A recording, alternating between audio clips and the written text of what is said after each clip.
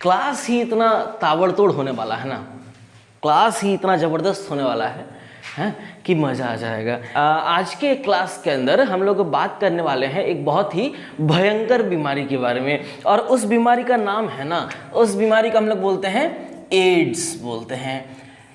Ads नाम सुनते ही आप लोगों के दिमाग में बहुत सारा क्वेश्चन आ रहा होगा, वैरायटी ऑफ क्वेश्चन आ रहा होगा है कि ये एड्स होता क्या है। ठीक है भाई, बीमारी है, कैसा बीमारी है ये एड्स, किस तरीके से ये फैलता है एड्स, क्या ये एक इंसान से दूसरे इंसान को फैलता भी है, जैसे कि इन केस ऑफ कोविड, किन किन लोगों को एड्स होने का चांसेस ज्यादा रहता है, एड्स अगर फैलता है तो किस किस माध्यम से फैलता है। मतलब ठीक है भाई, एड्स जो है कि जानलेवा बीमारी है, सबको पता है, अगर हो जाएगा तो बहुत चांसेस है कि जो है डेथ भी हो जाता है, बहुत केसेस में डेथ भी हो जाता है।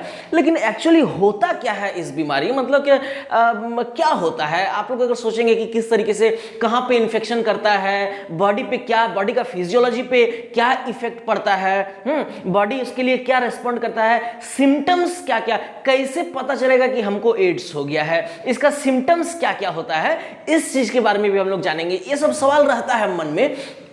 इसके अलावा जो सबसे बड़ा सवाल है सर, कि क्या एड्स का ट्रीटमेंट है, क्या एड्स का इलाज है, क्या एड्स को ठीक किया जा सकता है, क्या मच्छर के काटने से एड्स फैलते हैं। ये सब कुछ सवाल मन में आता है जब हम लोग इस बीमारी के बारे में सुनते हैं। हालांकि देखिए, सबसे पहली बात तो जैसे ही ये सब बीमारी का नाम सुनते हैं ना, जैसे कि एड्स हो गया, कैंसर हो गया, ये सब बीमारी का नाम सुनते ही ना मन में एक तरह का मतलब डर फैल जाता है। आप ये सब का नाम भी लीजिएगा ना अगर फैमिली मेंबर्स के साथ में, तो फैमिली मेंबर्स मना बोलेंगे कि अरे अरे ये क्या, तुम सुबह सुबह जो है इस बीमारी का नाम ले लिया, कैंसर का नाम ले लिया है। तो सबसे पहली बात कि कोई भी बीमारी को बोलने से फैल नहीं जाता है। आप अगर सुबह सुबह उठ करके 3 बार कैंसर कैंसर कैंसर बोल दिए, इसका मतलब ये नहीं कि आपको कैंसर हो जाएगा। किसी भी बीमारी, चाहे एड्स हो, कैंसर हो या कोविड, कोई सा भी बीमारी हो, उस बीमारी का नाम लेने से वो बीमारी फैलता नहीं है। अच्छा, बहरहाल आज के क्लास के अंदर हम लोग एड्स का बात करेंगे और नेक्स्ट क्लासेस में हम लोग कैंसर वगैरह ये सब चीज पे बात करने वाले हैं। तो एड्स जो है बहुत ही क्यूरियस बीमारी है, बहुत ही लेस टॉक्ड बीमारी है। मतलब ये ऐसा बीमारी है ना, इसके बारे में ज़्यादा बातचीत होता नहीं है। हालांकि टीनेजर्स के अंदर काफ़ी ज़्यादा क्यूरियोसिटी रहता है कि एड्स कैसे फैलता है, क्या हमको तो इन्फेक्शन नहीं ना हो रहा है, ये सब चीज़ का बहुत ज़्यादा मन में जो है चलते रहता है। लेकिन हम लोग को बात करना चाहिए, बात करने से बीमारी फैलता नहीं है, बात करने से बीमारी के बारे में इंफॉर्मेशन आता है। और आपको तो पता है कि इंफॉर्मेशन से हम लोग उस बीमारी से बचने का भी जो है उपाय ढूंढ सकते हैं। तो जी हाँ, बिल्कुल, एड्स एक ऐसा बीमारी है ना जिसे बचा जा सकता है। I will start today's class with a sentence written in NCERT and that sentence is do not die of ignorance. मतलब आप अगर सोचेंगे कि नहीं हमको इस बीमारी के बारे में जानना ही नहीं है, छोड़ो ना यार, इस बीमारी के बारे में बातें नहीं करते, इस बीमारी को ना छुपा कर रख देते हैं, तो इससे मृत्यु हो सकता है। लेकिन जब आप इस बीमारी के बारे में जान जाएंगे ना, तो इस बीमारी से बचा जा सकता है। यही खास बात है इस डिजीज का। बहुत सारे डिजीज, जैसे मान लीजिए टाइफाइड, टाइफाइड के बारे में आपको पता है कि कंटामिनेटेड फूड एंड वाटर से टाइफाइड फैलता है, लेकिन फिर भी आप उससे प्रिवेंट नहीं कर सकते हैं। और टाइफाइड होना रहेगा ना तो हो ही जाएगा, कहाँ से इन्फेक्शन होगा वो हो ही जाएगा। न्यूमोनिया वगैरह, उसका पता है आपको कि स्ट्रेप्टोकोकस न्यूमोनिया से फैलता है, इन्फ्लुएंजा से फैलता है, हीमोफिलस इन्फ्लुएंजी से फैलता है, ये सब चीज़ें, लेकिन आपको वो आप प्रिवेंट नहीं कर सकते हो। कहीं ना कहीं से वो आपके बॉडी में इनकॉर्पोरेट हो जाएगा और आपको इन्फेक्शन हो जाएगा। कैंसर भी एक ऐसा बीमारी है जिससे भी आप प्रिवेंट, कैंसर अब बोलेंगे कि कुछ कुछ कैंसर का फैक्टर है उसको अवॉइड कर दीजिए तो कैंसर नहीं होगा, तो नहीं, कैंसर बहुत सारे रीजन की वजह से हो सकता है। आपको पता है दीवार का पेंट से भी कैंसर हो, दीवार पे जो पेंट करते हैं ना, वो पेंट का कांटेक्ट से भी कैंसर हो सकता है, चॉकलेट खाने से भी कैंसर हो सकता है, आइसक्रीम खाने से भी कैंसर हो सकता है, बहुत सारे कॉस्मेटिक्स वगैरह का यूज से भी कैंसर। तो ये सब आप अवॉइड नहीं कर सकते हैं, लेकिन एड्स एक ऐसा बीमारी है जिसको आप अवॉइड कर सकते हैं। इसीलिए इस बीमारी के बारे में जानना बहुत वाइटल हो जाता है। जो फुल फॉर्म है एड्स का, इसको हम लोग बोलते हैं एक्वायर्ड इम्यूनोडेफिशिएंसी सिंड्रोम। जी हाँ, AIDS, एड्स इसको हम लोग बोलते हैं। अच्छा, एड्स के साथ ना एक और टर्म जुड़ा हुआ रहता है जिसको बोलते हैं HIV।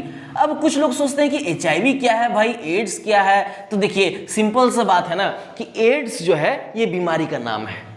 जैसे कैसे कोविड बीमारी का नाम है, लेकिन उस बीमारी को फैलाने वाला जो वायरस है उसको हम लोग बोलते हैं कोरोना वायरस। उसी तरीके से एड्स को फैलाने वाला जो वायरस है उस वायरस को हम लोग बोलते हैं HIV। ऐसा बीमारी जो आपके बर्थ से प्रेजेंट नहीं होता है, आप अपने लाइफ टाइम के दौरान इस बीमारी को एक्वायर करते हैं, यानी कि प्राप्त करते हैं, इसलिए इस बीमारी को बोला गया है एक्वायर्ड इम्यूनो डेफिशिएंसी। ओहो, मतलब इम्यूनिटी का डेफिशिएंसी हो जाएगा। अभी का समय में देखिए इम्यूनिटी, कोविड के वगैरह में भी यही हो रहा है, इम्यूनिटी वगैरह घट जा रहा है। तो इम्यूनिटी का डेफिशिएंसी मतलब घट जाना, आपके बॉडी में जो आपका जो डिफेंस मैकेनिज्म होता है वो सप्रेस हो जाएगा, हाँ, इम्यून सिस्टम आपका घट जाएगा। सिंड्रोम, ऐसा इसको डिजीज काहे नहीं बोला गया भाई? एड्स को डिजीज काहे नहीं बोला गया? डिजीज मतलब होता है एक बीमारी, सिंड्रोम मतलब होता है collection of many symptoms, collection of many symptoms, जहां पे बहुत सारे सिम्टम्स अगर दिखते हैं ना तो वैसा बीमारी को हम लोग बोल देते हैं सिंड्रोम। एड्स का जो ऑरिजिन हुआ है, मतलब आप लोग सोचेंगे, देखिए अभी आपसे अगर हम पूछेंगे कि भैया जरा बताइए कोरोना का ऑरिजिन कहां से हुआ, आप लोग सब मिल करके चिल्लाएंगे कि सर चाइना से, चाइना का हाँ चाइना का वुहान से हुआ। आप लोग सब मिल करके हल्ला करेंगे हाँ, तो आप लोग सब बोलेंगे कि वुहान चाइना से हुआ है। तो एड्स कहाँ से आया? ये जो एड्स का जो वायरस है HIV, human immuno deficiency virus, HIV का जो ओरिजिन हुआ है इसको लेकर बहुत सारा जो है, बहुत सारे लोगों का अलग अलग विचारधारा है। 1981 में एड्स का जो है फर्स्ट केस रिपोर्ट हुआ था। कहां पे हुआ था रिपोर्ट? USA के अंदर, यानी कि अमेरिका के अंदर एड्स का पहला केस देखने को मिला था इन द ईयर 1981। कुछ लोग ऐसा बोलते हैं ना कि अमेरिका जानबूझ करके एक बायोलॉजिकल वेपन के तौर पर HIV का क्रिएशन किया ताकि दुनिया को यह सप्रेस कर सके और खुद राज कर सके दुनिया के ऊपर। है तो कुछ लोगों का मानना है कि अमेरिका के लैब में बनाया गया इस HIV को।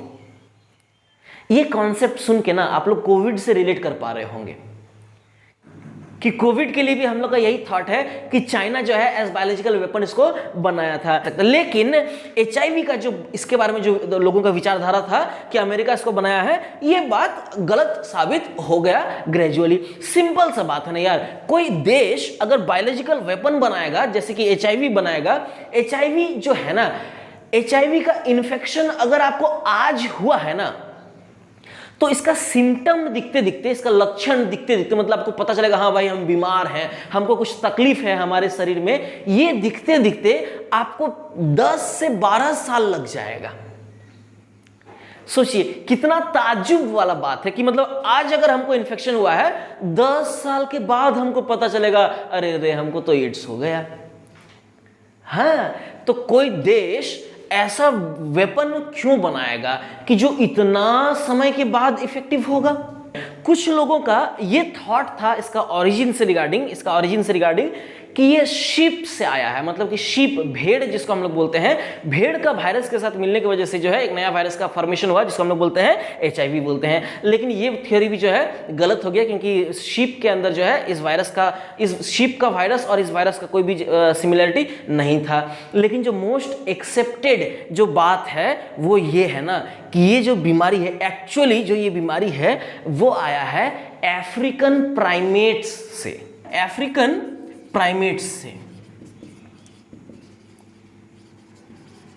प्राइमेट्स आप लोग जानते हैं, अफ्रीका के कुछ चिंपांजीज वगैरह, अफ्रीका के कुछ एप्स वगैरह, कुछ गोरिल्ला वगैरह अफ्रीका में, चिंपैंजी, वो लोग से ये बीमारी का ओरिजिन हुआ। उससे जो है मैनकाइंड में आ गया ये बीमारी, उसके बाद ये वायरस है यहीं से ओरिजिन हुआ और फिर ग्रेजुअली जो है ये वायरस अलग अलग इंसान को इन्फेक्ट करने लग गया। फर्स्ट अमेरिका का केस देखा गया। इंडिया में जो फर्स्ट केस देखा गया था वो देखा गया था इन द ईयर 1986।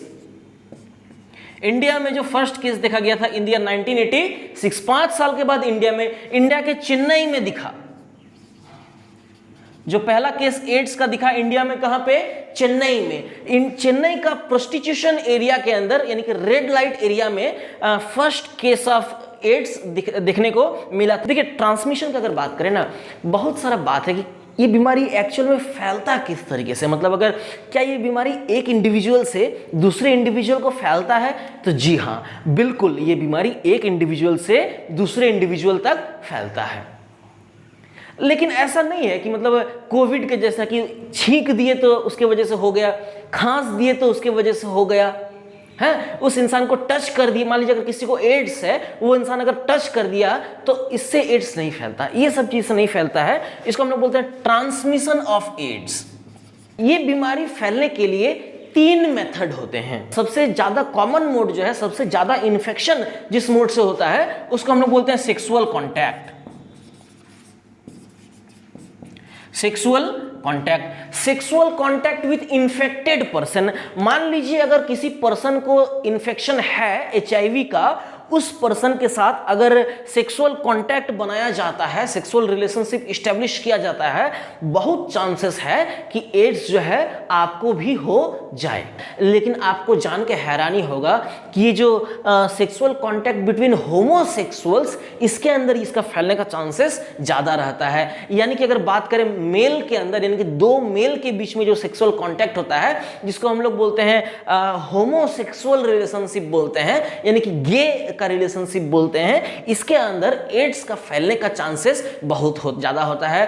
क्योंकि एनल इंसर्शन से एड्स का फैलने का चांसेस बहुत ज्यादा रहता है, क्योंकि रेक्टम के अंदर प्रेजेंट होते हैं अटैचमेंट सरफेसेस। वो अटैचमेंट सरफेस जहां पे ये वायरस जाकर के अटैच कर जाता है। ये वायरस ना हमारा बॉडी का फ्लूइड में प्रेजेंट होता है, हमारा ब्लड में प्रेजेंट होता है, हमारा सीमेन में प्रेजेंट होता है, हमारा सलाइवा में भी प्रेजेंट होता है, लेकिन बहुत ही माइनर रूप में, नेग्लिजिबल प्रेजेंट होता है। हमारा टीयर्स में भी प्रेजेंट होता है। मेनली अगर बात करें तो हमारा ब्लड और हमारा सीमेन के अंदर प्रेजेंट होता है ये वायरस। इसीलिए sexual contact with unknown partners must be avoided. हम आपको ट्रांसमिशन का तरीका भी बताते हुए चलेंगे और इससे बचने का जो उपाय है कि हम लोग एड्स को प्रिवेंट भी कैसे कर सकते हैं, इसको भी हम लोग साथ साथ बात करते चलेंगे। तो अननोन पार्टनर के साथ सेक्सुअल कांटेक्ट को हमेशा जो है प्रिवेंट करने का कोशिश करना चाहिए। मल्टीपल सेक्सुअल पार्टनर के वजह से ये बीमारी का फैलने का जो चांसेस है वो बहुत ज़्यादा हो जाता है। इसीलिए बहुत सारे ऐसे जगह जैसे कि सब सहारन रीजन जो है, सहारा डेजर्ट वगैरह रीजन में जो है, उधर में अफ्रीका वगैरह में जो है, उधर में मल्टीपल सेक्सुअल पार्टनर बनाने का रीति चलता है, रीति रिवाज, रिचुअल है उधर का।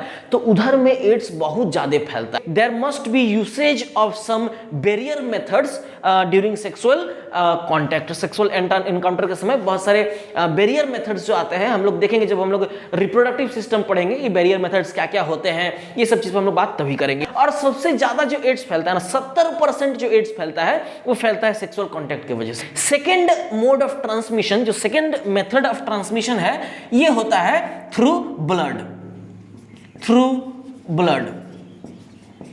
ब्लड के थ्रू ये बीमारी फैल सकता है। अब मान लीजिए ना, देखिए मान लीजिए कि एक पेशेंट है जिसको ब्लड का जरूरत है। आप भागे भागे जाएंगे उस पेशेंट के लिए ब्लड लाने। आप गए एक ऐसे ही काम चलाऊ ब्लड बैंक में चले गए, मतलब ऐसे ही लोकल ब्लड बैंक जो है, अनऑथराइज्ड अनलाइसेंस्ड ब्लड बैंक है, आप चले गए सस्ता के चक्कर में उससे ब्लड लेने, और उस या हड़बड़ी के चक्कर में, अर्जेंसी के चक्कर में पता चला ना कि जो ब्लड आप वहां से लिए हैं ना, वो ब्लड एक्चुअल में एड्स से इन्फेक्टेड था, HIV से इन्फेक्टेड था वो ब्लड। अब उस ब्लड को आप इस हेल्दी इंसान, जो एक नॉर्मल पेशेंट है, उसके अंदर आप डाल दिए। अब उस इंसान को भी एड्स हो जाएगा, हो सकता है। तो ब्लड का ट्रांसफ्यूजन करने से एड्स का फैलने का खतरा बहुत खतरनाक हो जाता है। लेकिन अभी के समय में ब्लड बैंक वगैरह ज्यादातर जो है सभी लाइसेंस्ड ब्लड बैंक होते हैं, और हर एक जो गवर्नमेंट का पूरा आदेश है कि ब्लड बैंक में ब्लड लिया भी जाए तो बहुत सोच समझ करके सारा टेस्ट वगैरह कर करके, और ब्लड दिया भी जाए तो सारा टेस्ट करके। इसलिए इसका खतरा जो है धीरे धीरे करके रिड्यूस हो रहा है या खत्म हो रहा है, because of the efforts made by our government. इस तरीके से ब्लड का ट्रांसफ्यूजन से ये बीमारी फैल सकता है। ब्लड रिलेटेड कंपोनेंट से ये बीमारी फैल सकते हैं। जैसे कि आप मान लीजिए ना कि आप सैलून में गए, सैलून में जाने के बाद में जो है आप मान लीजिए आप शेविंग करा रहे हैं, आपसे पहले मान लीजिए कोई एक इंसान शेविंग कराया होगा, रेजर से शेविंग कराया होगा, मान लीजिए अगर उस इंसान को अगर इन्फेक्शन था एड्स का, हाँ, उस इंसान को अगर इन्फेक्शन था और मान लीजिए उसका जो है उसका स्किन में अगर कट हो गया, कट होने की वजह से जो ब्लड होगा वो ब्लड रेजर में लग जाएगा। अब उसी रेजर से जब आपको शेविंग कराया जाएगा ना तो आपका भी हो सकता है कट आ जाए। हाँ, शेविंग वगैरह के दौरान अक्सर कट आ जाते हैं। अगर कट आ गया तो ब्लड का कांटेक्ट हो जाएगा, इससे भी एड्स फैल सकता है। पब्लिक टॉयलेट्स में अब आपको हम तरीका बताते हैं आपको किस तरीके से सावधान रहना चाहिए। इसके अलावा और भी जैसे कि निडल्स वगैरह का यूज करना, डिस्पोजेबल निडल्स का यूज करना चाहिए। इंजेक्शन में जो निडल रहता है ना, ऐसा निडल का यूज करना चाहिए जो एक बार यूज करने के बाद उसको डिस्पोज ऑफ कर दिया जाए, ना कि दोबारा बार बार उसी निडल से काम किया जाए। ये बीमारी से बचने के लिए आपको थोड़ा सा इंफॉर्मेशन आपके पास होना चाहिए।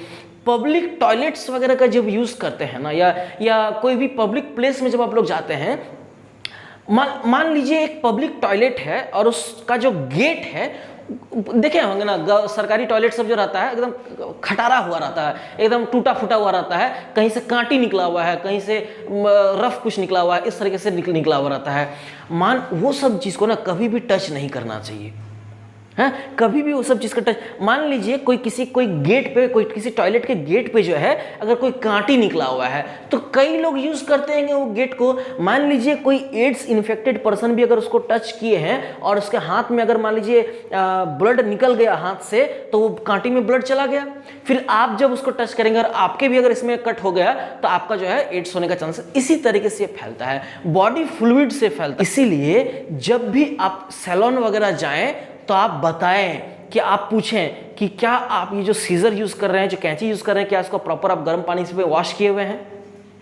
क्या आप जो रेजर यूज कर रहे हैं क्या उसके लिए न्यू ब्लेड यूज कर रहे हैं? क्या या पुराना ब्लेड को ही यूज कर दे रहे हैं? कान में छेदा जब होता है, लड़कियों के कान में छेदा किया जाता है ईयर रिंग वगैरह पहनने के लिए, तो उस कंडीशन में भी देख लेना चाहिए कि क्या इससे पहले भी किसी का हुआ है, बोरिंग कराया गया है, और अगर कराया गया है तो आप उसको पहले स्टेराइल कर लें, उसके बाद आप कराएं।